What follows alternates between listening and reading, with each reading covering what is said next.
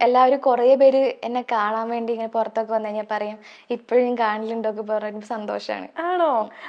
എന്തിനാ എല്ലാരും കളിയാക്കുന്നേ? കളിയാക്കുന്നില്ല, നമുക്ക് ചില സീൻസ് ഉണ്ടല്ലോ, ഞാനിങ്ങനെ ചെറിയ കുട്ടിയായിരുന്നപ്പോഴത്തെ കുറെ ഇങ്ങനെ ആക്ടിങ് ഒക്കെ ചെയ്യുമ്പോൾ നമുക്ക് മുക്കാലും കോമഡി ആയിട്ടാണ് ഫ്രണ്ട്സ് എല്ലാവർക്കും തോന്നുന്നത്. അപ്പൊ എല്ലാവരും നല്ല രീതിയിൽ എന്നെ കളിയാക്കാറുണ്ട്. സ്കൂളിലൊക്കെ പോകുമ്പോ എന്തും പറഞ്ഞ കളിയാക്കുന്നേ? സ്കൂളിൽ പോകുമ്പോ ഇപ്പൊ ഇറങ്ങുന്ന ഓരോ റീൽസിലെ ഡയലോഗ്സ് ഒക്കെ പറഞ്ഞു എന്താ കുട്ടി പിശാച് അങ്ങനെയാണോ കളിയാക്കുന്നേ? ഓ കളിയാക്കലുണ്ട്.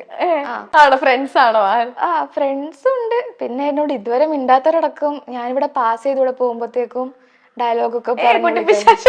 അങ്ങനെയല്ല, അങ്ങ് നീങ്ങി കിടക്കുന്ന കുട്ടിപ്പിശാച്ചിനൊക്കെ പറഞ്ഞിട്ട് വിളിക്കലുണ്ട്. നമ്മള് സ്റ്റാഫ് റൂമിലൊക്കെ പോയിട്ട് തിരിച്ചു വരുമ്പോഴത്തേക്കും 10ലെ ചേട്ടന്മാരൊക്കെ പറയുന്നത് കാണാൻ ജനലെടുത്ത് വന്നിട്ട് മാറി നിക്കടി കുട്ടി.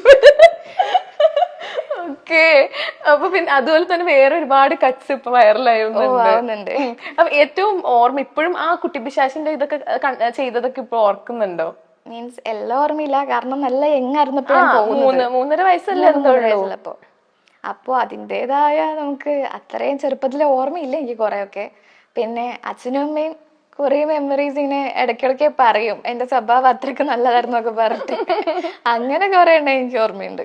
എനിക്ക് സെറ്റിൽ ഭയങ്കര കുസൃതിയായിരുന്നു. സെറ്റില് നല്ല കുസൃതിയായിരുന്നു. എന്തൊക്കെ കുസൃതി ചെയ്തിട്ടുള്ള? ഞാനോ? എനിക്ക് പണ്ട് ഈ വായന ശീലമുള്ളത് കൊണ്ട് ഈ എന്തെങ്കിലും കഥാബുക്ക് കിട്ടിയാൽ എല്ലാവരെയും കൊണ്ട് എനിക്കൊന്ന് വായിക്കണം. എനിക്ക് വായിക്കാൻ അറിയാത്തത് കൊണ്ട് എല്ലാവരെയും കൊണ്ട് ഞാൻ വായിപ്പിക്കും കഥ അറിയാൻ വേണ്ടിട്ടല്ലേ. പിന്നെ അതെന്തുകൊണ്ട് തന്നെ എന്നെ കാണുമ്പോഴത്തേക്ക് ഉച്ചക്ക് സെറ്റിലെ ഏട്ടന്മാരെല്ലാം റെസ്റ്റ് എടുക്കാൻ വേണ്ടി സമയം ചെല്ലുക.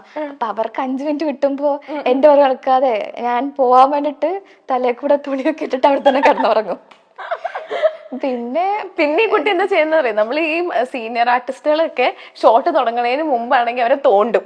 അപ്പൊ അവരുടെ കോൺസെൻട്രേഷൻ പോകും. അങ്ങനെ എന്താ ചെയ്തിട്ടില്ലേ? അമ്മ പറഞ്ഞു.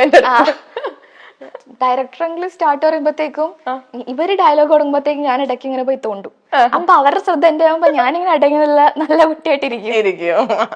പണ്ടേ കുരുത്തം കെട്ട കുട്ടിയാണ്.